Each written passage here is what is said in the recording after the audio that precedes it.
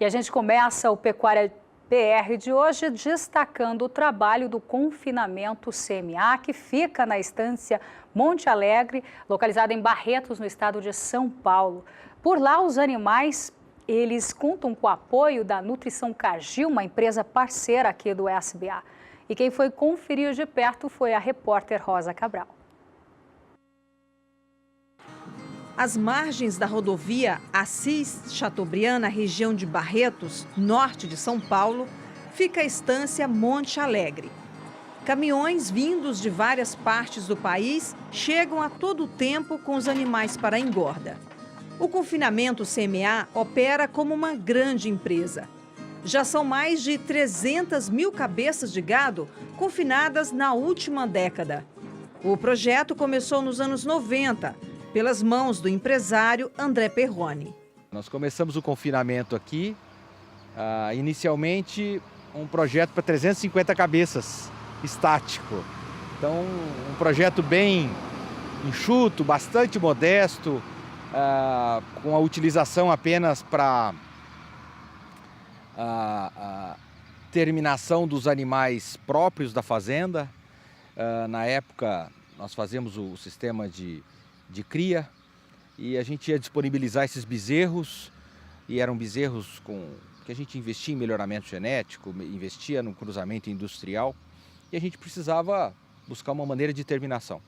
E ele se iniciou para terminar esses bezerros que a gente produzia na fazenda e as vacas inférteis. Hoje, o confinamento, que ocupa 50 hectares dos 375 da área total da fazenda, opera com capacidade estática para 16 mil cabeças de gado. Antes de embarcar o gado, a gente já emite um contrato. Esse contrato já é firmado antes do gado entrar, quer dizer, já dá uma maior segurança para o parceiro. Envia por e-mail tanto a foto do animal, quanto toda a característica da negociação também. Os animais dão entrada com média de 374 quilos. Na saída, eles vão fechar com mais de 550 quilos numa dieta alimentar em pouco mais de 100 dias. A engorda funciona em duas modalidades de negócio: parceria padrão e arroba produzida. O caminhão passa 3 vezes ao dia abastecendo os coxos com 120 toneladas de alimento, tudo rigorosamente controlado pela tecnologia. O tag identifica a baia, a antena faz a leitura e assim sinaliza a quantidade exata que o animal precisa. Eu analiso o consumo deles no sistema, curva de consumo, o histórico dele, quanto dias de coxo, e dou aumento ou diminuo a comida deles. Foi o primeiro confinamento a usar a automação dos tratos. É o único confinamento com um aparelho Agrinir, que faz as análises dos alimentos, é um aparelho próprio deles, com a validação das curvas dos alimentos pela Cargill, nós que fizemos a validação. Então é um confinamento que está sempre em busca de melhorias. Na dieta, o gado consome feno e nutrientes com subprodutos da indústria de suco de laranja, como exemplo, a polpa cítrica. A Nutron, marca da nutrição animal da Cargill, é parceira do confinamento CMA e entra com 2 dietas. A dieta de adaptação por um período de até 21 dias de coxo e a dieta de terminação. Cada uma tem um núcleo especial para a fase, ou seja, na adaptação nós utilizamos um núcleo da linha máxima, que é o núcleo Nutron Beef Máxima Start. É um produto especial para adaptação, onde tem maior concentração de macro e micro minerais, tem alguns aditivos, tem vitaminas e tudo numa concentração um pouco maior. Por quê? Os animais na adaptação, normalmente, eles no início, na fase inicial, eles comem menos. E com esse produto, nós estamos garantindo que ele está ingerindo as quantidades suficientes de nutrientes. E é um produto que atrai o animal no coxo, melhora o consumo na adaptação. Para a tomada de decisão, ela tem que ser muito dinâmica, ela não pode demorar. Porque você imagina, quando a gente fala em uma semana para o confinamento, 10 dias, nós estamos falando praticamente quase que num confinamento de 100 dias, aí 10% do período. Então, para isso é muito importante a gente ter esse número na mão de uma maneira mais rápida possível, mais dinâmica possível, e a tomada de decisão é extremamente importante. E isso eu consegui encontrar com a gente ter esse respaldo da Nutron.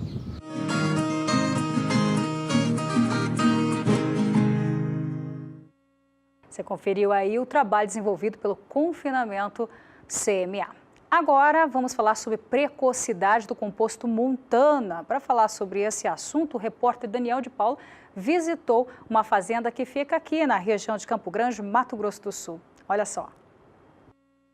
Nós vamos dar uma noção exata de diferença entre um tamanho e uma funcionalidade. Vamos falar de precocidade em pecuária de corte. Estou na fazenda Calidá, que fica dentro de Campo Grande e é propriedade do Geraldo Paiva e da Ana Lúcia Coelho Paiva.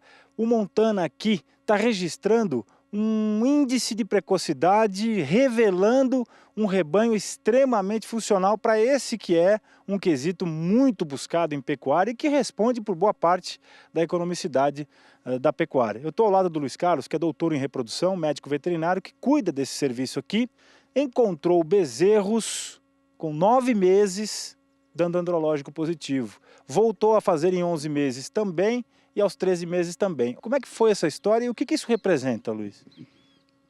A Calidá tem um rebanho muito precoce, né? Que é o primeiro ano de trabalho dessa característica.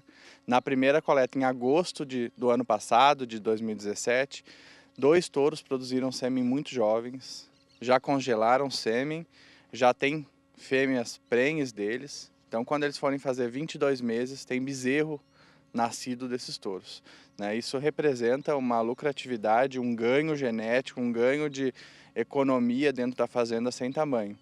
Na segunda coleta, 50% dos touros produzindo sêmen e agora a gente terminou a safra com 76%. Né?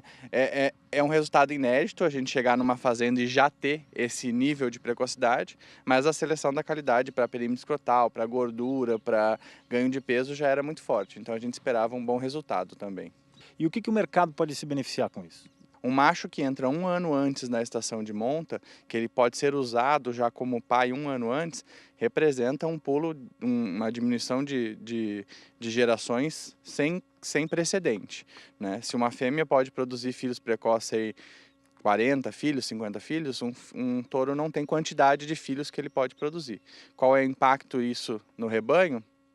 A gente não pode dizer isso em números ainda, mas se um touro vender 20, 30 mil doses, 50 mil doses num ano e essa genética tiver nessa dose, né, isso é ganho. A precocidade está ligado a ganho de acabamento, a ganho de crescimento. Os animais que são super precoces, eles são ganhadores das outras características também. Tá, para chegar a essa conclusão, como é que você tem a certeza? Como é que a ciência te ajuda nisso? A nossa avaliação é feita com coleta de sêmen,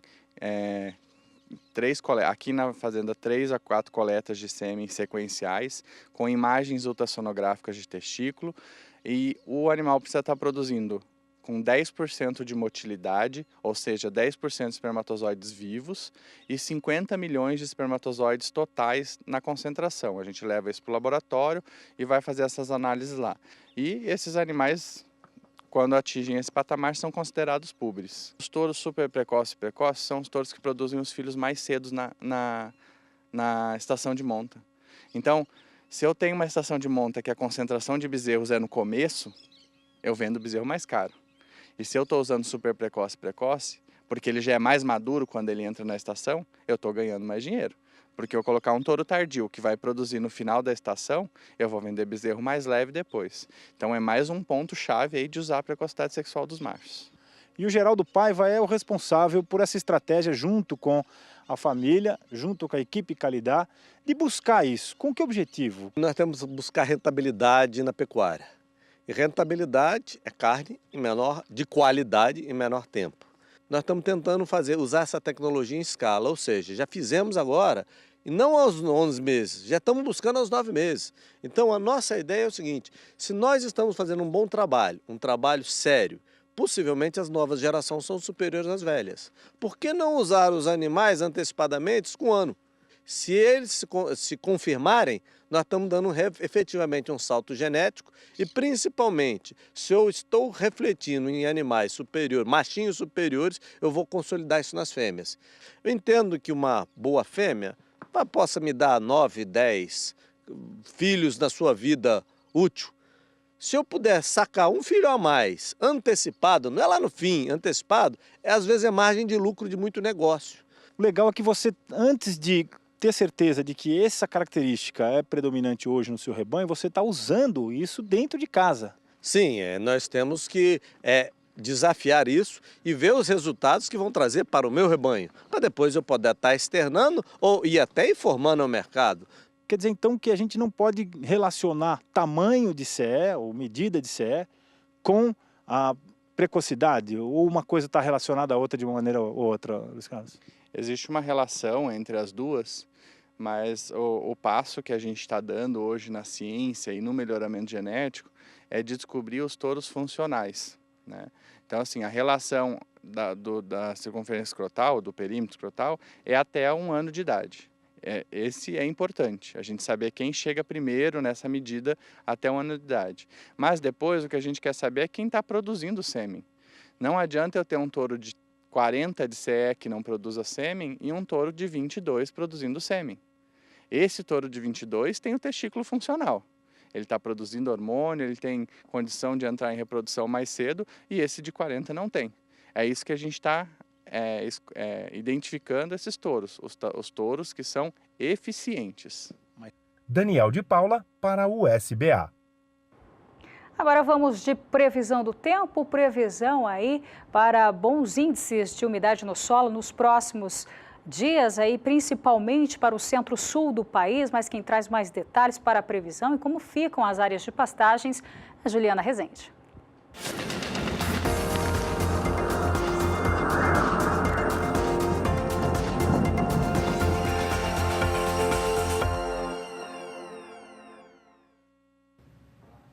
O setor da pecuária no centro-sul do Brasil vem sendo beneficiado ao longo das últimas semanas, porque as instabilidades vêm acontecendo de maneira bastante abrangentes e com potencial para seguir mantendo o solo com boas condições hídricas. Então, grande parte do centro-sul segue com umidade mais elevada, em torno de 80% nas áreas em azul e alcançando até 90% nas áreas em rosa. Nos próximos dias, tem previsão de chuva ainda na região, volta a chover especialmente na região sul. Pela fronteira oeste do Rio Grande do Sul, novas áreas de instabilidades avançam e voltam a provocar chuvas mais significativas, com potencial para volume de até 30 milímetros. Nas demais áreas do centro-sul, as instabilidades ainda seguem de maneira mais fraca. Isso entre Minas Gerais, sul de Goiás e também no Mato Grosso do Sul. Chuvas mais fortes entre o norte do Mato Grosso e também o norte de Goiás. No decorrer da segunda semana, essa chuva mais forte agora já perde força na maior parte do centro-sul. Então, as pancadas perdendo intensidade, as chuvas ainda acontecem, só que com baixo volume de água. Especialmente nas áreas mais claras do mapa, os acumulados são baixos e não passam de 15 milímetros. No Mato Grosso e também na região sul, é onde as pancadas ainda acontecem de maneira mais significativas. No decorrer do terceiro e último período, as instabilidades voltam a ganhar força, principalmente na região centro-oeste. Então, no Mato Grosso e também no estado de Goiás, é onde as pancadas acontecem com maior volume. Nas demais áreas do centro-sul, chuva mais fraca e tempo mais seco até voltando a predominar por alguns momentos. Então, durante as próximas semanas, tem previsão de chuva ainda bastante abrangente na maior parte do centro-sul. As pancadas não devem ser tão volumosas, mas mesmo assim, com essas pancadas mais frequentes, a expectativa ainda é de manutenção da umidade do solo mais elevada, beneficiando o setor da pecuária do centro-sul do Brasil.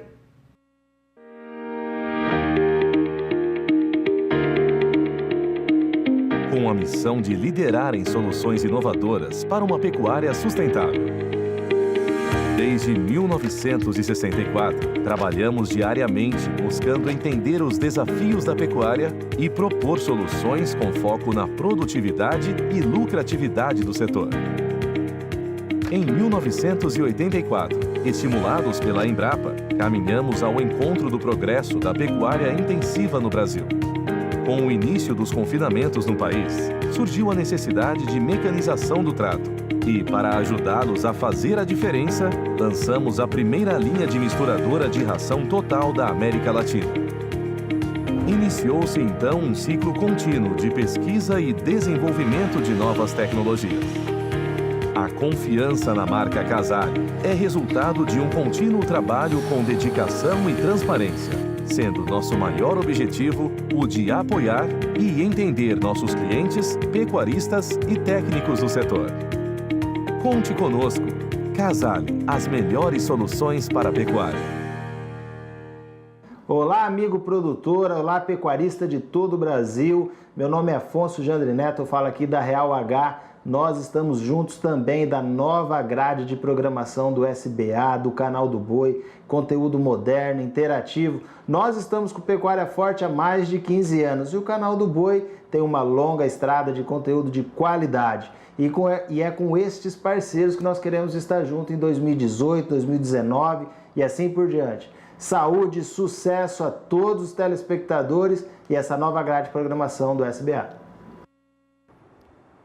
E nas 2 primeiras semanas deste mês, no mês de março, a balança comercial registrou superávit, totalizando 1 bilhão 900 milhões de dólares. Vamos saber agora, vamos acompanhar agora na tela, o desempenho das commodities neste acumulado aí de março até a segunda semana, com 7 dias úteis. Começando aí pela soja em grão, que foram exportados agora 3.426.000 toneladas. Se compararmos a de março do ano passado, mesmo comparativo, foram 8.979.000 toneladas embarcadas. Aí teve queda, então, para a soja em grão. Agora, a próxima commodity é o milho. O milho teve alta.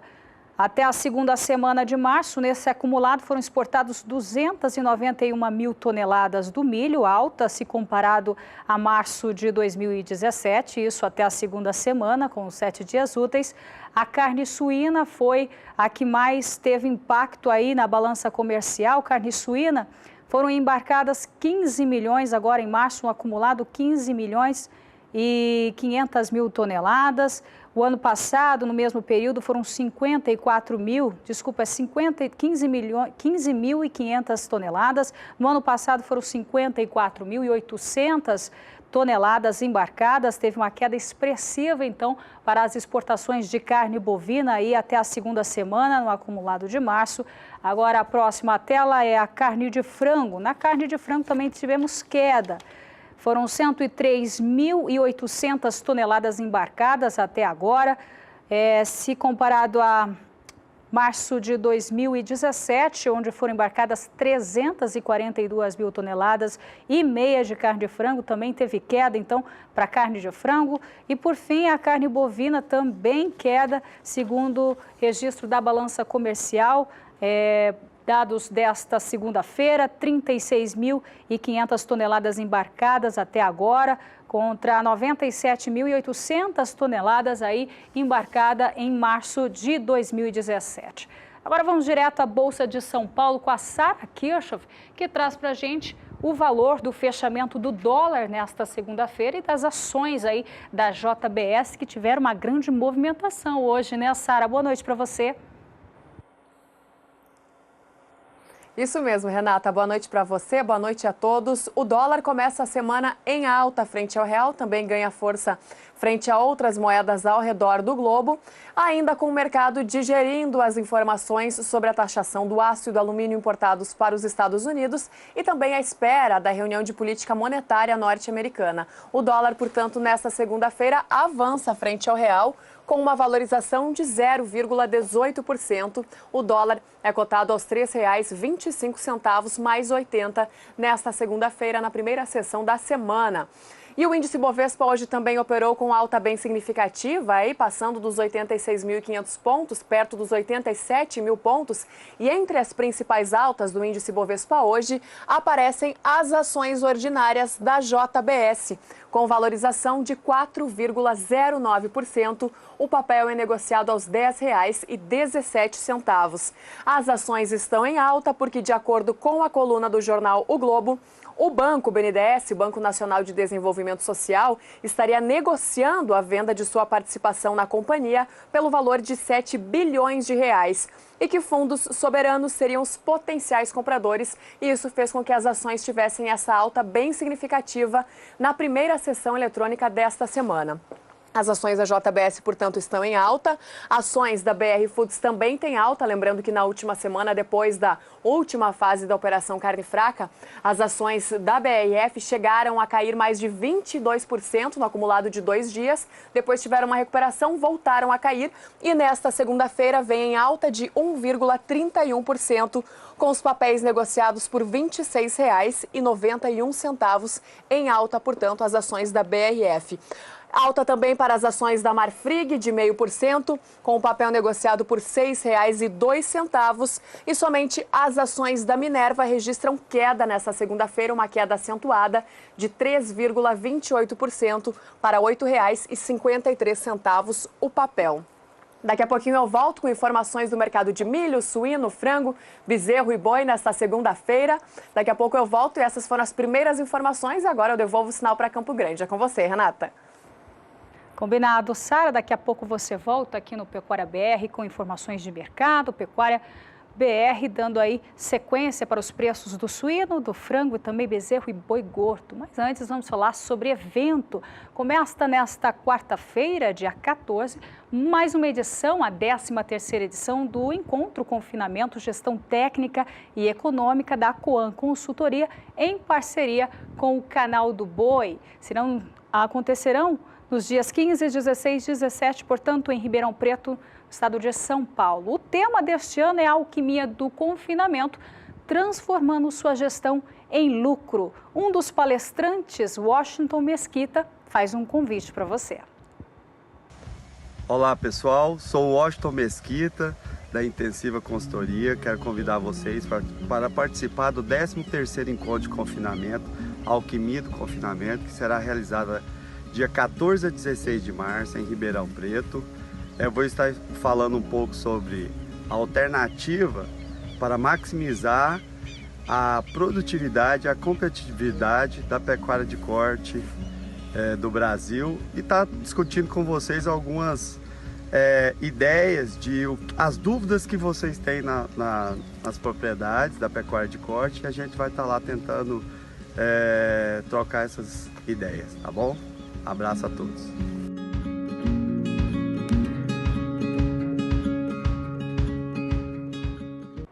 E agora a gente vai para um breve intervalo comercial com imagens dos animais que serão ofertados daqui a pouquinho, a partir das 8h30, horário de Brasília, no Virtual Genética de Produção, que coloca aí à disposição do mercado bezerras, novilhas, bezerros e também garrotes. A realização é da Connect Leilões e os detalhes desse evento logo mais aqui no Pecuária BR. Nós já voltamos.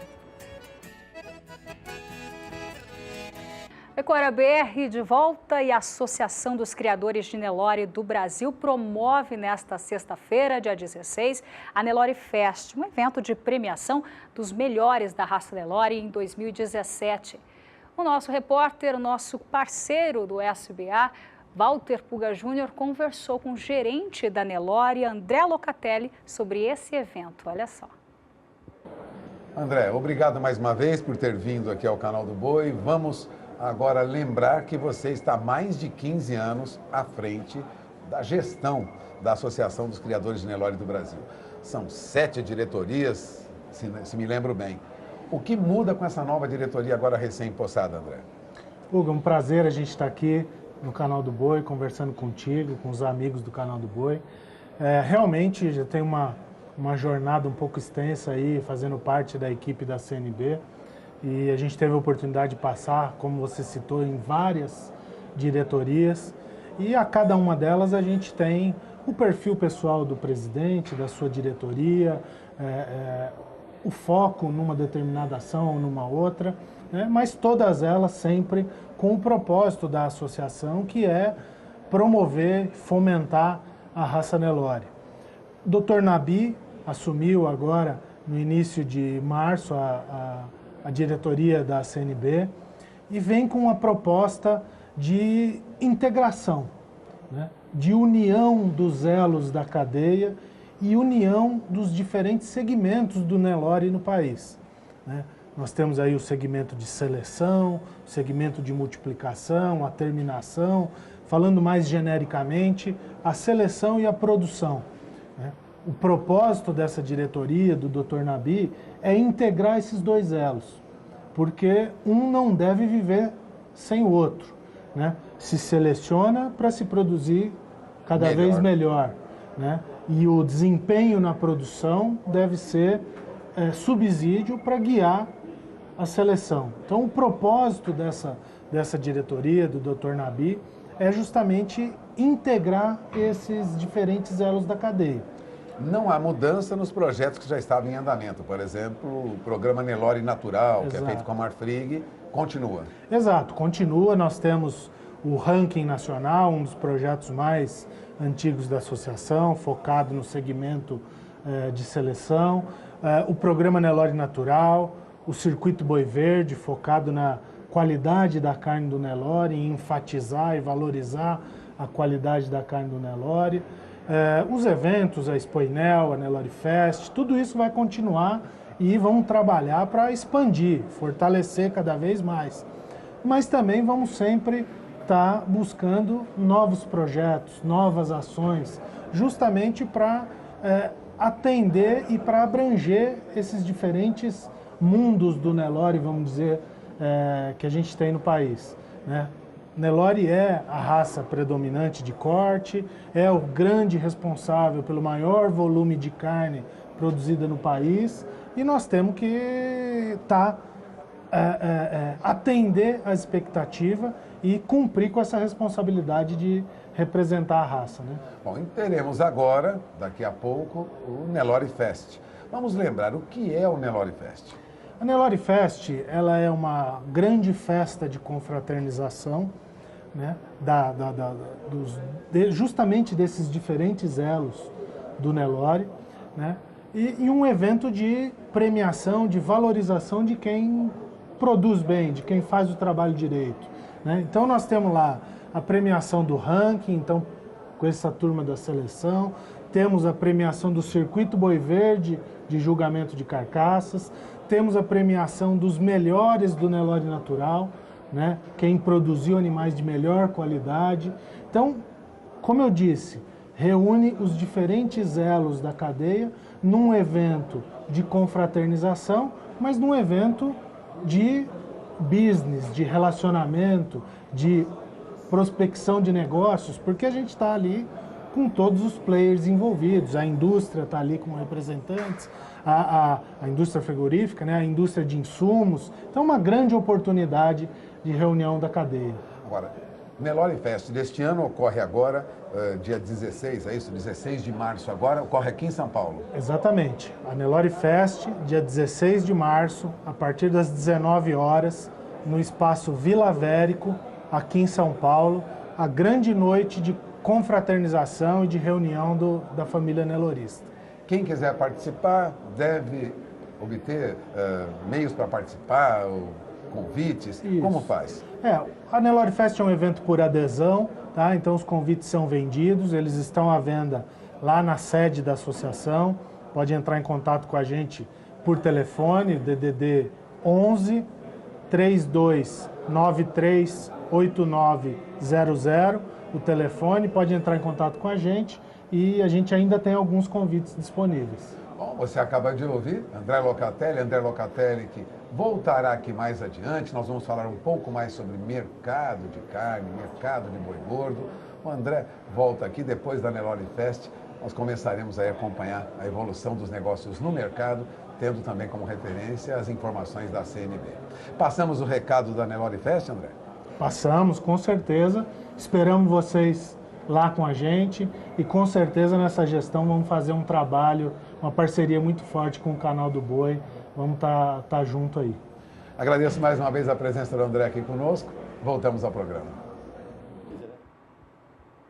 E as chuvas que marcam esse período do ano já renovam os buracos, as crateras na BR-163. E a situação desafia os caminhoneiros.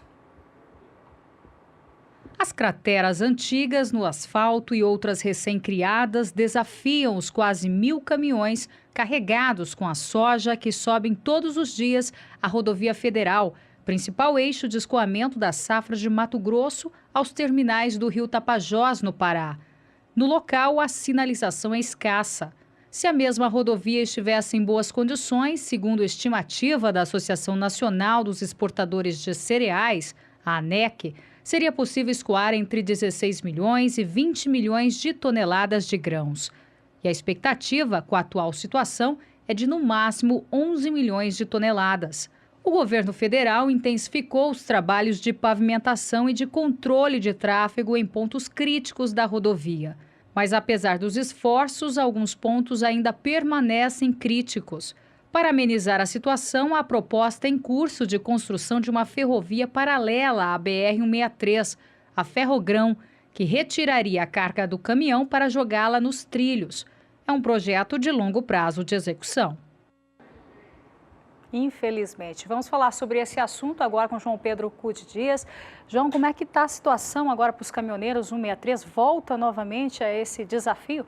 Boa noite. Boa noite. A grande questão é o seguinte, a 163 não é só para o Mato Grosso que ela é fundamental. No momento que a gente pudesse transportar 20 milhões de toneladas de grãos ao longo do ano pelo Arco Norte, levar esse grão a partir de Sinop até Miritituba, que fica nas margens do rio Tapajós, nós desafogaríamos Santos e Paranaguá e seria uma redução de custo rodoviário, porque de Sinop até Miritituba dá 1.000 quilômetros, 1.000 e poucos. Se fosse uma estrada boa, uns 180, 190 reais por tonelada. Hoje, ela custa 280 reais por tonelada, ou seja, aumenta de forma considerável o custo do frete.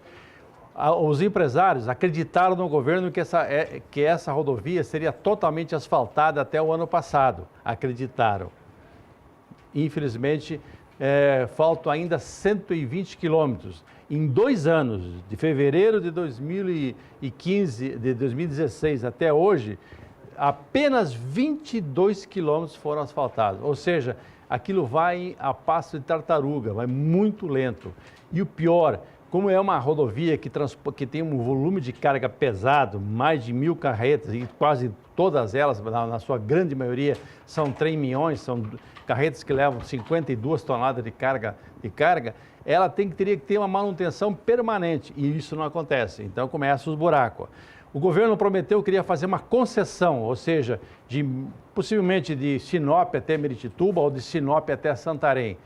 Só que nesse interim surgiu a possibilidade de construir uma ferrovia.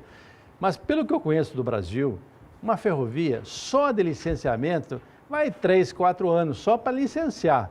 Aí depois, como é a área privada, que vai ter responsabilidade, há interesses, especialmente dos chineses, em investir lá, pode ser que ela esteja operando em 10 anos.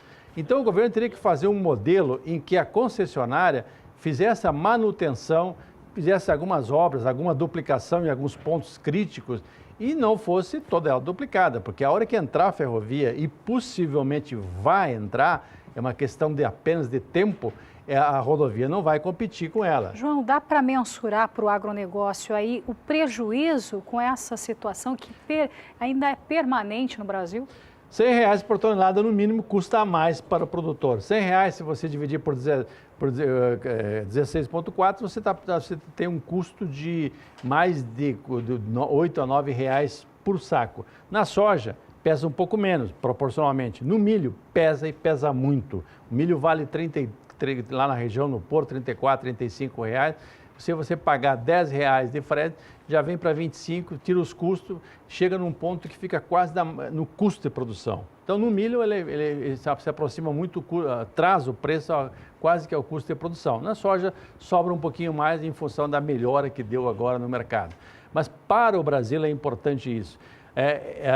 Os portos no rio Tapajós, você tem condições de montar comboios de 30 mil toneladas, ou seja, meio navio Panamax. Se o Brasil fosse um país que investisse em hidrovia, nós teríamos que estar estudando terminais flutuantes no rio Amazonas. O rio Amazonas tem calado de 16 metros, muito melhor do que Santos, que tem um calado de 13,5 metros. Então, ao invés de chegar num porto ou Barcarena ou algum outro local lá, transferiria a carga no próprio Rio Amazonas. Isso acontece muito na região do Uruguai. O Uruguai tem navios fundeados próximo a Nova Alpamira, que nós levamos minério de ferro aqui do Mato Grosso do Sul, por toda a hidrovia do Paraguai, chegamos lá e transferimos, Paraguai e Paraná, transferimos direto para o navio, e o navio passa para o navio oceânico. Isso poderia ser feito. Isso é maneiras que o governo poderia ajudar ao agronegócio, ou seja, reduzir custo, aumentar a eficiência, melhorar o desempenho de um estado que é o grande produtor de grãos. O estado que produz 31 milhões de toneladas de soja, vai produzir 25 milhões de toneladas de milho, ou seja, Mato Grosso mereceria uma atenção especial do governo no sentido de acabar com o asfalto, completar o asfalto da BR-163, fazer a concessão, faz uma concessão que não exija tanto investimento, que possa, num prazo de 10 anos, a concessionária ter o retorno do capital, ter uma remuneração pelo seu capital e, nesse interim, o governo apoiaria a construção de uma ferrovia. Eu tenho certeza que os lobbies internacionais vão falar mal dessa ferrovia, vão criar dificuldade de tudo que é tipo. Vai ter ONG fazendo briga, vai ter índio atravessando a estrada, mas esse é o Brasil que nós temos. E tem que pressionar também, né, João? A gente tem que cobrar para melhoria aqui no Brasil de logística, principalmente também na BR-163. Olha, Renata, para chamar a atenção também desses governantes. Hoje eu falei com a presidenta da Frente Parlamentar do Agronegócio e fiz uma pergunta simples para ela. Falei, deputada, para um país que tem um déficit de 257 bilhões de reais na Previdência e aplica 9 bilhões na infraestrutura, tem futuro? Ela falou, nessa situação não tem futuro. Ou seja, ou o Brasil melhora as condições, ou a gente passa por períodos vergonhosos de recessão, de 12 milhões e meio de desempregados, um volume muito maior de pessoas que não têm emprego e não estão procurando emprego, de uma redução de renda, essas consequências de uma má administração e que muitas vezes esse pessoal... Esse investimento em infraestrutura muitas vezes estão sendo comentados na parte policial, não na parte econômica. Infelizmente, vamos aguardar então, né, João? Se Deus quiser, tem que ter fé. Fé. Saidan? Bom, boa noite a todos, Renata, João Pedro, a você que está em casa. Eu estou começando a participação desta edição porque estava resolvendo alguns itens da nossa programação no 13º Encontro Confinamento, Gestão Técnica e Econômica, que começa depois de amanhã, quarta-feira. João Pedro e eu estaremos lá para cobertura especial aqui para o Canal do Boi. E ficou fechado, eu já posso antecipar em primeira mão para todos vocês, que na quarta-feira, dentro do Pecuária BR, a partir das 6 da tarde, no horário de Brasília, nós transmitiremos uma mesa redonda com os palestrantes da tarde do dia 14. Oportunamente a gente vai passar o tema, mas são pessoas especiais nos estudos para a pecuária de corte e você vai ver isso dentro do Pecuária BR. Bom, dito isso, vamos a mais um destaque do programa de hoje. Nós vamos chamar uma reportagem que traz informações sobre um programa desenvolvido pelo Grupo Cemex do Brasil, que é um grande parceiro comercial do SBA. Esse programa se chama Projeto UpGen. Vamos conhecer. Imagine um projeto que consegue unir diferentes tecnologias que vêm sendo desenvolvidas pelo Senat há mais de 30 anos. Agora, junte com o legado de fazendas que fizeram e fazem história no mercado de melhoramento genético das raças leiteiras no Brasil. Esse é o UpGen. Como apresentado em nosso último programa, o projeto UpGen busca atender do pequeno ao grande produtor com atendimento personalizado. Assim, o produtor consegue no banco de doadoras aqueles que mais se encaixam em cada objetivo ou estratégia da fazenda. Ainda é possível trabalhar também com os embriões que já foram produzidos pelo Senat ou solicitar a confecção de outro específico. Na Fazenda Machotal, uma das fazendas referência no projeto UpGen, as doadoras estão divididas em 3 categorias: Profit, Premium e Show. Todas com diferentes características próprias para atender aos mais variados critérios genéticos das fazendas brasileiras. Foi feita uma avaliação de 100% do rebanho da fazenda, quando isso no início do ano, quando nós nos deparamos com um volume de matrizes com essa genética, com essa carga genética. Então nós pegamos esse grupo de doadoras, fizemos a primeira avaliação de fenótipo, posteriormente nós fomos analisar pedigree desses animais, as famílias que descendiam essas matrizes e depois finalmente fazendo a junção com a lactação. Junto com essas 3 características, essas 3 informações, nós dividimos nesses 3 grupos. E é o Davi Oliveira, o boi, que irá explicar um pouco mais sobre cada categoria. Para começar, vamos falar da Profit, que visa a lucratividade do leite e a adaptabilidade aos mais diversos ambientes e sistemas de produção. A categoria Profit são as doadoras da GBF Global, que possuem lactação de 6 a 8 mil quilos de leite, falando das matrizes meio sangue, onde todas elas são livro fechado, sua genealogia conhecida, com mães com lactação oficial e classificações na raça holandesa. Na categoria Premium, apresenta animais com carga genética diferenciada e que podem gerar resultados superiores em todos os aspectos. São doadoras meio-sangue, 1/4 e 5/8 e holandesa PO. As doadoras meio-sangue com lactação de 8 a 12 mil quilos de leite, algumas delas até 14 mil quilos de leite. Essas matrizes, todas elas também são livro fechado, descendente desses rebanhos consagrados, muitas delas com mães com lactação superior a 17, 18 mil quilos de leite. Já a categoria Show conta com animais de alto potencial genético, com foco em pistas de competição e aprimoramento de plantéis. Categoria Show nós trabalhamos com doadoras que ou ela ou a família dela tem um reconhecimento nacional, que se despontou nas pistas de exposição ou filhas de ganhadoras de torneio leiteiro. Podemos destacar a Balila, que vocês vão ver a imagem, uma doadora de uma estrutura ímpar, uma doadora ela vem do rebanho Engenho da Rainha, ela possui 9 gerações com classificação de mães excelente. Então é uma família extremamente muito consistente, que nos dá muita segurança que a sua progênie ela vai vir com altas lactações e animais com potencial a disputar grandes pistas de julgamento e torneio leiteiro. E é fácil garantir genética de ponta, mesmo com um investimento mais acessível. De acordo com o boi, muitas das doadoras Profit, ao terminarem sua lactação, já passam a ser consideradas Premium. Ponto importante e que ajuda a impulsionar o melhoramento genético dentro das fazendas de forma ainda mais rápida. Então, em alguns momentos, o investidor vai ter condição de adquirir uma genética um pouco mais acessível, devido à sua categoria, mas no próximo ano essa doadora ela pode vir a produzir, ela sair de uma lactação de 8 mil quilos e para 10, 12 mil quilos e ele ter o produto dessa doadora num preço acessível.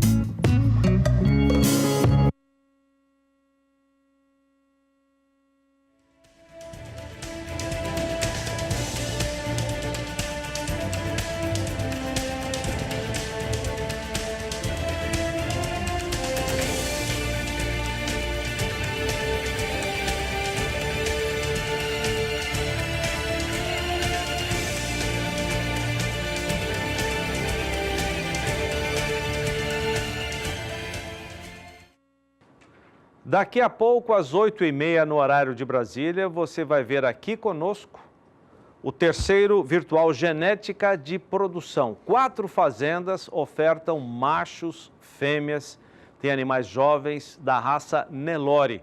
A realização é da Connect Leilões. Quem bate o martelo? Adriano Idival, que está aqui conosco. Boa noite, Adriano. Boa noite a você, Zaidan. Boa noite aos amigos de todo o Brasil que estão nos vendo pelas lentes do Canal do Boi. Oportunidade interessante. Momento que a pecuária atravessa um período muito favorável para quem trabalha com a pecuária seletiva, agora é a hora de investir. Nós teremos, inclusive, animais, acasalamentos frutos de acasalamento do caiaque, por exemplo, com uma vaca que teve uma comercialização aí em torno de R$ 411 mil agora no final de semana. Então, meu amigo, e aí eu estou falando de filhas, isso, só a imagem que você está vendo aí, ó. E aí nós estamos falando filhas do Bitelo SS, um acasalamento do caiaque com vaca Bitelo SS, e nós teremos esse acasalamento promissor também que vai à venda hoje, mas dentre esses grandes pedigrees dentro da raça Nelore, eu quero chamar a sua atenção porque nós teremos uma condição de pagamento favorável, nós teremos uma logística muito interessante no frete também, muito importante para hoje à noite. Lembrando que esses animais estão alocados na região de Uberaba e Ituverava, no interior do estado de São Paulo. Eles estão, então, numa região de 80 quilômetros próximo a Uberaba. São os animais que serão comercializados hoje à noite. Nós temos animais em várias categorias. Fêmeas como estas que você está vendo aqui. Olha essa fêmea aqui, ó. Deixa meu diretor estourar essa fêmea na tela, porque essa fêmea aqui, ela enche as medidas. Ó, para tudo que você está fazendo e presta atenção, escuta.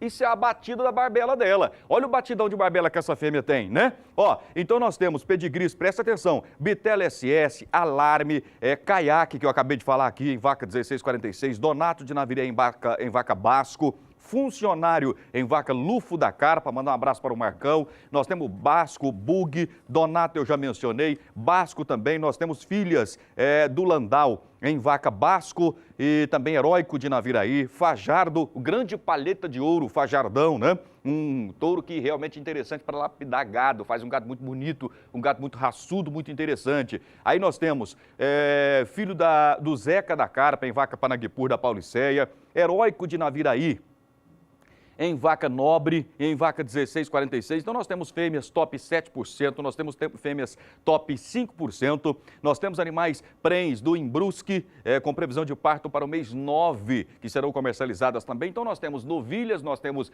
bezerras, nós temos novilhas gestando, nós temos vacas, nós temos touros também, com esse pedigree acima da média. Um pedigree que todo nelorista do Brasil tem vontade de ter. Então são bons animais que nós vamos colocar à venda com uma condição de pagamento favorável, animais muito raçudos, né? Então tudo isso você tem a partir das 20h30. E lembrando mais uma vez que todos esses lotes estão alocados no site da Conect Leilões. É só acessar lá, Conect Leilões com 2 N's, baixar o catálogo, inclusive, para você acompanhar o leilão na íntegra e ver os acasalamentos que mais te interessam, os animais que mais te agradam. O evento acontece a partir das 20h30, com condição de pagamento favorável, frete facilitado e animais com altíssimo pedigree de linhagens descendentes de grandes famílias e ascendentes também a famílias realmente expressivas dentro da raça Nelore. Então é isso que nós temos para hoje à noite. Daqui a pouco, no Na Batida do Martelo Zaidan, eu volto e vou apresentar mais esses animais. Acredito eu que o Silvestre estará comigo no Na Batida para nós conversarmos e falar mais a respeito desse leilão. Lembrando que a assessoria fica por conta do meu amigo Zezão Assessoria.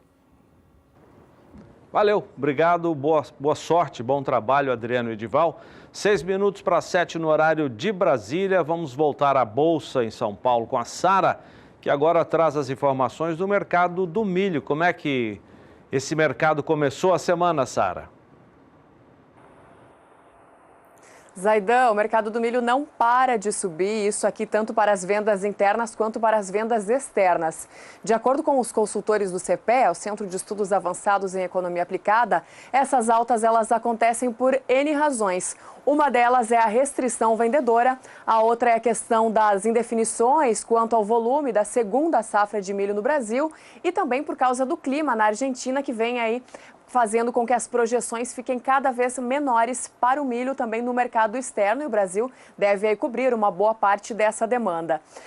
Os valores eles seguem subindo, apesar da colheita do milho primeira safra ainda continuar, e também o Brasil tendo bons estoques. Apesar desses dois fatores, os preços continuam subindo e hoje o milho tem uma alta acima de 2% no indicador CPEA. 2,08% é a alta para a saca de 60 quilos de milho em Campinas, interior de São Paulo. E com essa valorização, o preço da saca, que estava em R$ 41,42 no último levantamento do CPEA, hoje salta para R$ 42,28. Na semana de 2 a 9 de março, o CPEA já tinha observado aí o milho chegando ao maior patamar desde setembro de 2016 e hoje, então, o milho volta a ter alta no mercado físico brasileiro. No mercado futuro, o milho também se valoriza na sessão de hoje com altas bem significativas aqui na Bolsa de Valores de São Paulo. Os contratos com entrega em março têm uma valorização de 2,83%. 1%.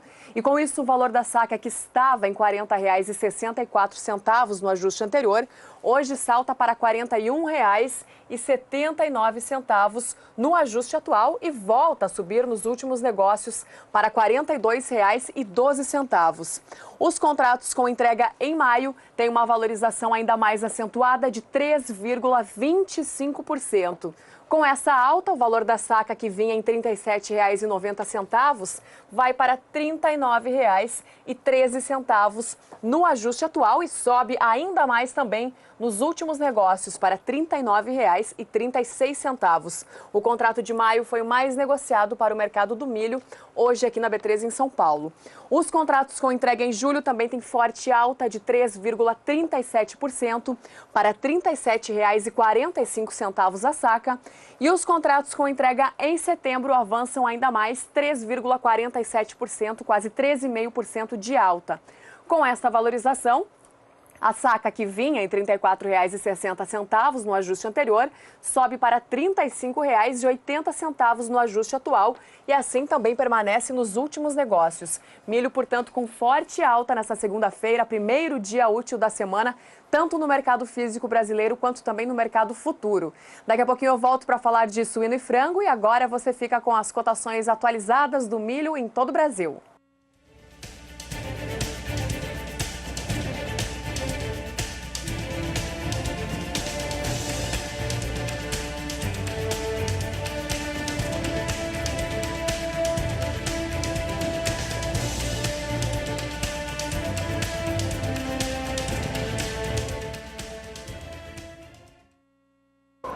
Eu sou Pedro Crozara, presidente da Associação Brasileira dos Criadores de Bovino Senepol. E viemos aqui representando todos os criadores da raça Senepol no Brasil e esperamos com muita expectativa esse novo programa, essa nova grade do SBA Canal do Boi. Esperamos com grande expectativa, já que é um importante veículo de comunicação para a pecuária nacional. Daqui a pouco, depois do intervalo comercial, os preços do suíno e do frango abrindo a semana. E vamos dar uma olhada um pouco mais nos animais que serão ofertados hoje à noite, a partir das 8h30, no horário de Brasília, no Genética de Produção, realização da Conect Leilões. Até já! Pecuária BR de volta. A Acrisul, Associação dos Criadores de Mato Grosso do Sul, foi uma das primeiras lideranças a protestar em 2010 contra a cobrança do Fundo Rural. E essa posição ainda se mantém. Ela se mantém. Hoje pela manhã, na sede da Acrisul, o tema foi debatido entre produtores e também a presidente da FPA, Frente Parlamentar da Agropecuária, a deputada federal Tereza Cristina. O programa Bom Dia Produtor antecipou todo o debate, acompanhou toda a movimentação, isso na sede da Acrisul hoje pela manhã, e também falou sobre a manifestação que acontece agora, dia 4 de abril, em Brasília. Vamos rever agora os melhores momentos, os principais momentos do programa desta segunda-feira do Bom Dia Produtor. A Acrisul é a favor ou contra a cobrança do Fundo Rural e por quê? Bom dia. Primeiro, bom dia, produtor. A Acrisul sempre foi contra a cobrança de um tributo que já era cobrado na folha de pagamento, portanto, a bitributação existe com todas as cores. Eu não sei por que tanta insistência em cima de quem trabalha e garante o PIB do Brasil. Se essa cobrança persistir, o que a Acrisul pode fazer em esfera judicial? Que medidas podem ser tomadas? Ela já está fazendo. Há muito tempo nós tínhamos uma liminar. Essa liminar agora caiu, porque o governo precisa de dinheiro e vai e articula para voltar uma votação de uma matéria que nós já havíamos ganho e estava, portanto, vencida. E agora ainda querem refis do que nós não devemos. Portanto, eu recomendo a todos os produtores para que não entrem nessa pegadinha. Nós estamos com o Ricardo Baixa, vice-presidente da Acrisul, e dia 4 de abril, Ricardo, vai ter um evento grande em Brasília a respeito do setor rural mostrar a sua força e fazer as suas reivindicações. Na sua opinião, a insegurança jurídica é o principal problema do setor rural no Brasil hoje? Bom dia a todos. Sem dúvida nenhuma, essa é uma das questões principais que afetam não só o agronegócio, mas que afetam o país como um todo. A insegurança jurídica impede hoje os maiores investimentos no país. No campo, a gente vive, como por exemplo esse Fundo Rural aí.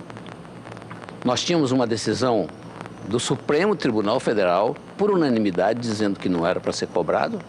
Nós não pagamos, nós tínhamos uma liminar, inclusive aqui da Acrisul, que permitia aos sócios não recolherem o Fundo Rural. E agora a decisão é mudada por 6 votos a 5 e nós pegos de surpresa, tendo que pagar um passivo que nós não devemos, absolutamente não devemos. Isso, mais juros e multa. Mais juros e multa. Isso é o que nós estamos chamando de insegurança jurídica factual.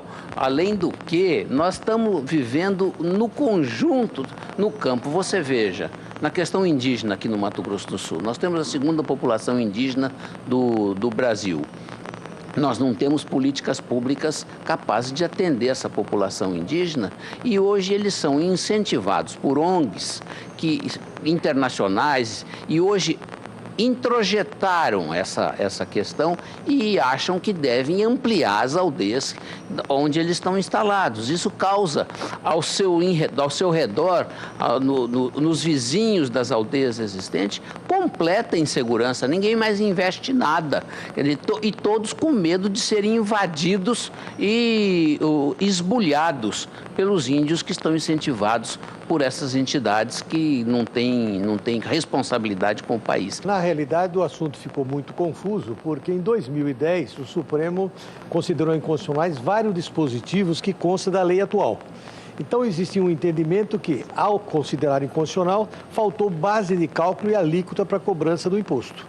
No entanto, houve uma surpresa agora em 2017, quando o Supremo, analisando a lei que está atualmente em vigor, considerou que não existe inconstitucionalidade formal sobre o assunto. Daí porque se discutiu a Lei 13.606 para possibilitar que aqueles que não recolheram nos últimos 5 anos o façam através do parcelamento. E quem vai pagar a conta agora que a Justiça suspendeu a cobrança do Fundo Rural, dos frigoríficos Mato Grosso do Sul? Pecuarista?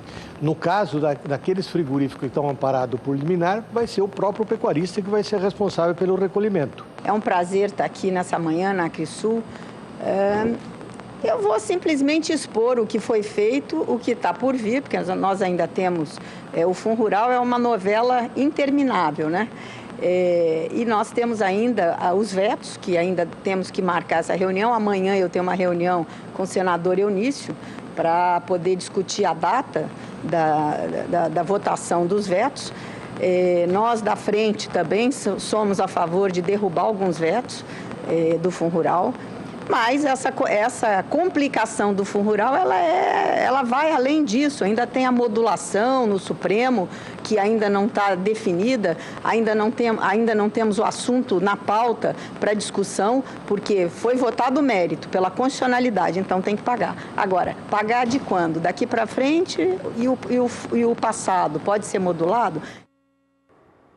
E a íntegra desse debate na Acrisul você pode rever pelo nosso site sba1.com ou também pelo nosso canal, o Canal do Boi, no YouTube. Olha, a gente falou agora há pouco da alta no milho. Essa alta no preço do milho já derruba as margens no preço do frango. Vamos direto à Bolsa de São Paulo com a Sara Kirchhoff, que traz mais detalhes. É com você, Sara. É isso mesmo? É isso mesmo, Renata. De acordo com a reportagem do jornal Valor Econômico desta segunda-feira, as margens, então, do frango, elas estão sendo cada vez mais reprimidas aí por causa dessa alta do milho que a gente acabou de acompanhar, né? Então, grandes empresas, e aí falando especificamente da BRF, além de terem que lidar com as quedas aí nas ações em função da última fase da operação carne fraca, ainda precisam cuidar mais ainda da gestão dos grãos, especialmente falando do milho. Os insumos, eles correspondem a 30% nos custos custos de produção. E por causa da estiagem na Argentina e também das incertezas quanto à segunda safra no Brasil, como a gente falou, o preço do milho no mês de fevereiro teve uma alta aqui no Brasil de mais de 20% e agora em março também já tem uma alta no acumulado do mês de quase 5,5%.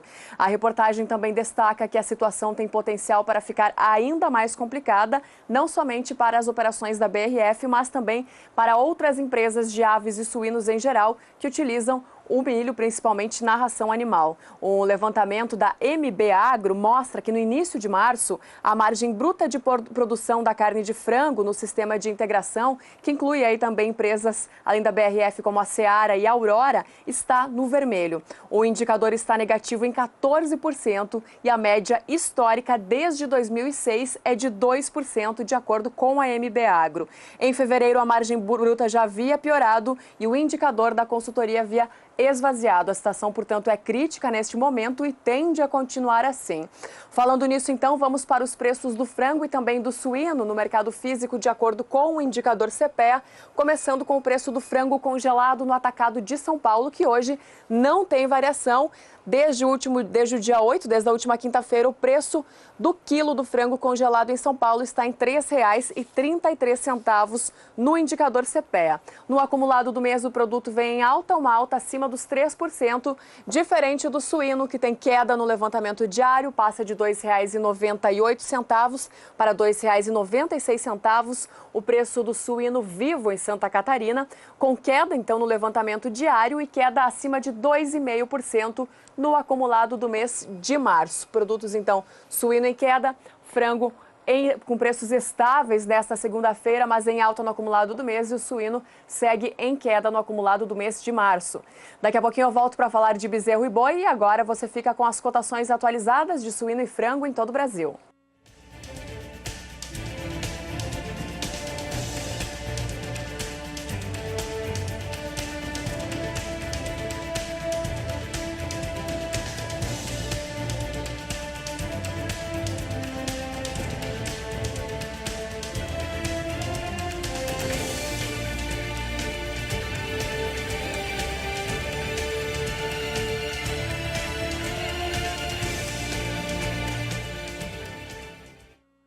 Começa depois de amanhã e segue até na sexta-feira em Ribeirão Preto, São Paulo, o 13º Encontro Confinamento, Gestão Técnica e Econômica, realizado pela Coan Consultoria e pelo Canal do Boi. Nossa equipe já se prepara para fazer uma cobertura especial já a partir de quarta-feira no programa Bom Dia Produtor, com flashes ao vivo durante todo o dia, com os principais momentos ao vivo desse 13º encontro. Uma das palestrantes será a consultora Lígia Pimentel. Veja o que ela disse. Fala pessoal, aqui é a Lígia Pimentel, da Agrifato Consultoria. Eu gostaria de fazer um convite para vocês. Entre os dias 14 e 16 de março eu vou estar em Ribeirão Preto, no 13º Encontro Confinamento, Gestão Técnica e Econômica, que é realizado aí pela Coan Consultoria, para a gente discutir as oportunidades do mercado futuro para 2018. 2018 aí, um ano que promete ser melhor, após 2017, que trouxe aí bastante turbulência, vários fatos inesperados aí que se combinaram dentro de um cenário bastante perigoso, principalmente em termos de preços finais para a nossa matéria-prima, o que a gente vende. Então vamos discutir aí 2018 para a gente não passar aperto também, tá certo? Então deixa aí meu convite, espero vê-los lá e deixo um grande abraço a todos também. A gente se vê.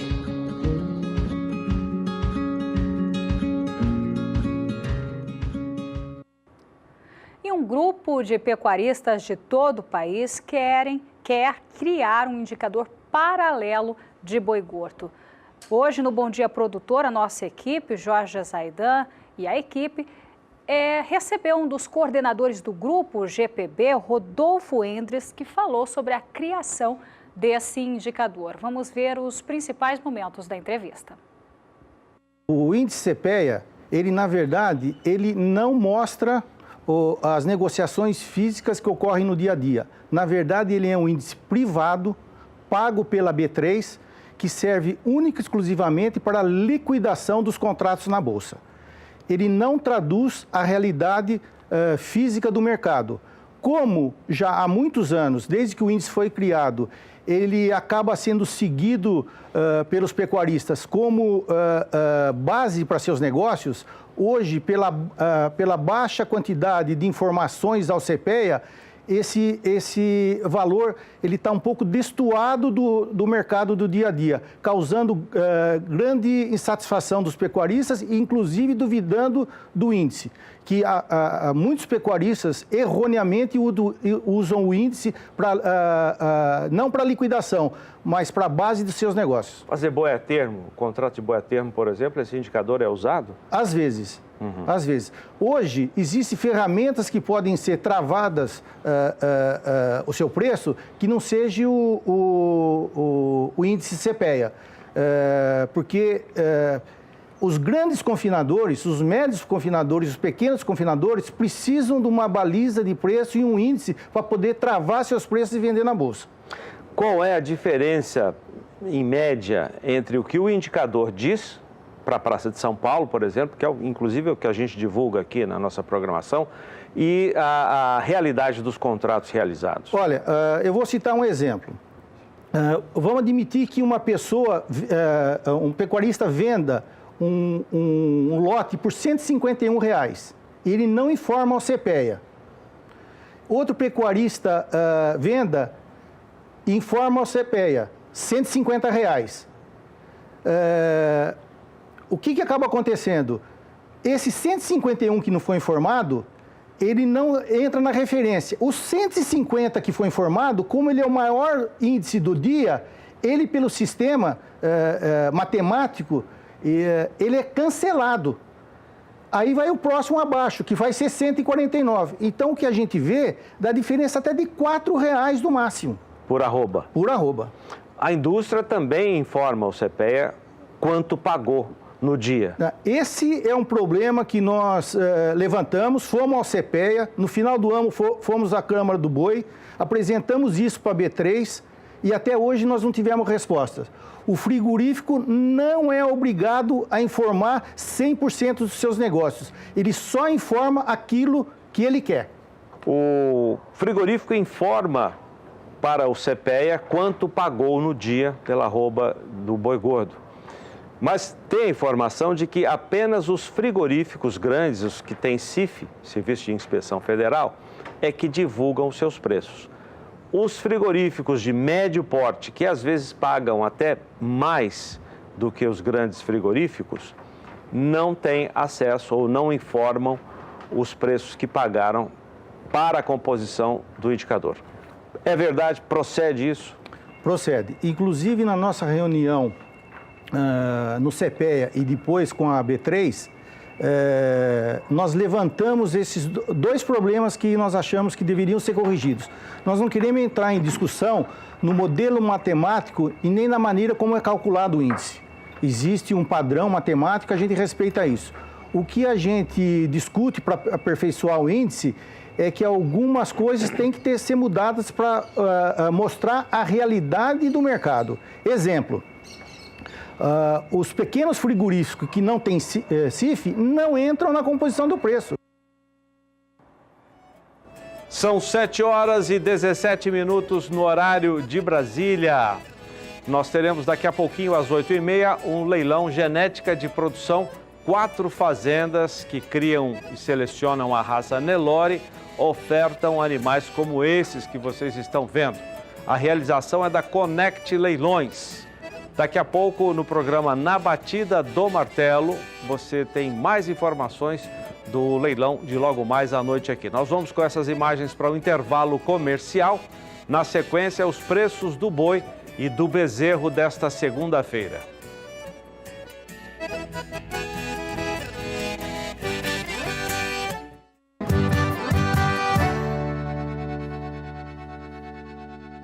Nosso assunto agora é Expo Direto Cotrijal 2018, que terminou na última sexta-feira em Não Me Toque, no Rio Grande do Sul.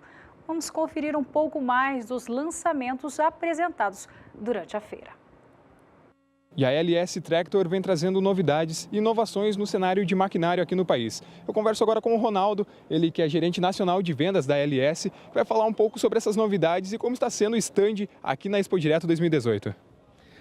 Bom, é a 6ª edição que a LS participa da Expo Direto desde 2013, quando nós aportamos no Brasil, que nós participamos dessa feira, uma feira de fundamental importância para nós, porque consolida a nossa marca no Rio Grande do Sul, que nós somos muito fortes aqui dentro do estado. E nós viemos aqui para esta feira com toda a nossa linha de produtos, tratores de 40 até 100 cavalos, que é a nossa linha já conhecida do mercado brasileiro, e trouxemos aqui como lançamento 2 modelos específicos. Esse que está aqui nas minhas costas, que é o nosso Série H, que é uma família de 3 tratores, 115, 125 e 145 CV. Como você mencionou, fizemos o pré-lançamento na Expo Inter. Agora estamos também fazendo o pré-lançamento dele aqui na Expo Direto. E trouxemos também como uma novidade um trator de porte médio, que é o nosso U60, também já conhecido do mercado, agora na versão com Power Shuttle, né? Então, a gente veio muito forte. A nossa rede está presente aqui, com todos os nossos vendedores, nosso pessoal de assistência técnica, dando um suporte bem forte aos produtores que nos visitam, com informações, com dados, para que o produtor se sinta confortável em adquirir os nossos produtos. Ok, Ronaldo, muito obrigado. Paulo Andrei falando direto da Expo Direto para o SBA. Juliana Rezende traz agora as informações do tempo para o centro-norte do país.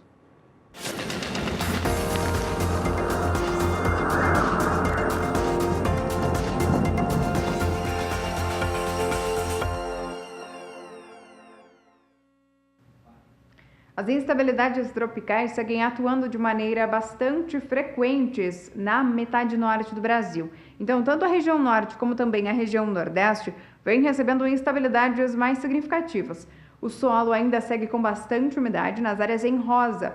A umidade fica em torno de 90%. A situação não é tão otimista para a faixa leste nordestina, onde a umidade do solo segue mais baixa por conta das chuvas mais escassas. Nos próximos dias, tem previsão de chuva ainda, tanto na região norte como também no nordeste. Na região norte, as pancadas são mais abrangentes e também com maior potencial para chuvas mais significativas. No Tocantins, os acumulados ficam em torno de 70 milímetros. Essa chuva, que ainda segue bastante abrangente na região norte, consegue avançar um pouco mais pelo interior do nordeste. Então, o sul do Maranhão, sul do Piauí e ainda também a faixa oeste da Bahia ainda recebem pancadas de chuva bastante significativas. É na faixa leste da região nordeste onde a chuva não deve ocorrer de maneira mais intensa e as pancadas seguem fracas, até com tempo firme predominando. No decorrer da segunda semana, essa chuva já começa a perder força, tanto no norte como também no nordeste. E aí as pancadas perdem também intensidade e ficam bastante concentradas na faixa oeste da região norte. Nas demais áreas, chuva mais fraca e com baixos volumes. No decorrer do terceiro e último período, a partir do dia 23 de março, tem previsão de chuva forte novamente na região norte e que também deve avançar um pouco mais pelo interior do nordeste. Então, volta a chover até pelo menos o final do mês de março, novamente de maneira mais intensa e também volumosa na metade norte do Brasil. Como essa expectativa ainda é de manutenção da umidade do solo mais elevada, tanto no norte como também do nordeste, beneficiando grande parte do crescimento dos pastos das regiões. Voltamos à Bolsa de São Paulo com a Sara, agora com os preços do bezerro e também do boi gordo. Hoje em São Paulo teve alta na arroba, é isso mesmo, né, Sara? É isso mesmo, Renata. Alta da arroba do boi gordo, alta também no preço do bezerro aí para o estado de Mato Grosso do Sul, alta também para alguns dos principais contratos do mercado futuro do boi gordo. De acordo com Safras e Mercado, o boi gordo abre a semana, os frigoríficos, aliás, abrem a semana com as escalas de abate ainda posicionadas entre 2 e 3 dias úteis. E de acordo com o consultor Fernando Henrique Iglesias, até o momento não há indicação de reajustes nos preços de balcão. Eu vou começar trazendo o preço do bezerro, então, no estado de Mato Grosso do Sul, no primeiro levantamento do CPEA da semana, o preço do bezerro que vinha em R$ 1.192,47, hoje sobe para R$ 1.193,06, com uma leve alta no dia, só que no acumulado do mês de março, bezerro tem queda acima de 1% no estado de Mato Grosso do Sul. Já a arroba do boi gordo sobe forte nesta segunda segunda-feira. Na sexta-feira, a arroba do boi gordo no estado de São Paulo aparecia por R$ 144,60 no indicador CPEA e hoje tem uma alta de quase 1,5% no levantamento diário, subindo para R$ 146,65. Com isso, agora no acumulado do mês de março, boi gordo tem uma alta acima de 1% no indicador CPEA. No mercado futuro, alguns contratos têm alta hoje e o contrato de março não tem variação. Com isso, o valor da arroba para março permanece em R$ 144,85, tanto no ajuste atual quanto também nos últimos negócios. Contratos com entrega em abril têm valorização de 0,66%, com o valor da arroba saltando de R$ 144,05 para R$ 145 no ajuste atual e caindo nos últimos negócios. Contratos com entrega em março têm um leve recuo na sessão de hoje e terminam o dia em R$ 143,75 a arroba. E os contratos com entrega em outubro, que é o mês referência para o mercado do boi gordo, têm alta na sessão desta segunda, uma alta de 0,36%. Com isso, o valor da arroba, que aparecia por R$ 150,95 no ajuste anterior, hoje sobe para R$ 151,50 no ajuste atual. Os contratos negociados aqui no mercado futuro do boi gordo na Bolsa de Valores de São Paulo. Com isso, eu vou encerrando minha participação por aqui. É com você, Renata. Obrigada, Sara. Até amanhã. Agora a análise da Scott Consultoria com o Rafael Ribeiro. Olá, nesta segunda-feira, dia 12 de março, o mercado do boi gordo se mostrou bastante parado. Das 32 praças pesquisadas pela Scott Consultoria, houve alta em 3 delas, pensando aí no preço da arroba do boi gordo, e em 2 delas o preço caiu. Destaco aqui o aumento da oferta de fêmeas, principalmente nesse período de descarte, que já é esperado e comum no período do ano, mas que acaba pressionando aí para baixo o preço da arroba da vaca em algumas regiões. E aí vale destacar, por exemplo, no Triângulo Mineiro, onde a arroba da vaca gorda está cotada aí em R$ 124,00, livre à vista, livre de fundo rural, uma queda aí de 1,9% em relação ao fechamento da última sexta-feira, E em curto prazo, a expectativa é de que essa oferta maior de fêmea continue, que já é esperado também para esse período do ano, mas que pode pressionar pontualmente para baixo as cotações em algumas praças. E fica também a expectativa com relação a uma demanda, uma reação na demanda, aí, pensando principalmente na ponta final da cadeia. Preços de uma boiada comum desta segunda-feira apurados pela Scott Consultoria. Vamos começar pelo sul do país. São preços à vista, livres de fundo rural. Na região, uma queda de 5 centavos no oeste do Rio Grande do Sul. Nas outras praças, os preços se mantiveram estáveis. Vamos para a região norte agora, queda de R$1 em Rondônia. Agora, região nordeste, sem alteração de preços nesta segunda-feira, preço de boiada comum. Região centro-oeste, praças de Goiás e Mato Grosso do Sul. Em Goiânia, uma alta de R$1 na arroba e nas demais praças, preços estáveis. Nas praças de Mato Grosso, também no centro-oeste do país, alta de 50 centavos na arroba em Cuiabá, que passou a ser cotada a R$ 133,00 para uma boiada comum. E, finalmente, a região sudeste, sem alteração de preços nesta segunda-feira. 7h29, chegando ao final desta edição do Pecuária BR. Muito obrigado pela sua audiência. Renata, boa noite. Boa noite, Zaidan. Obrigada pela sua companhia nesta segunda-feira. Bom início de semana. Fica agora com nossa agenda de leilões no programa Batida do Martelo com Adriano Edival. E até amanhã. Tchau, tchau.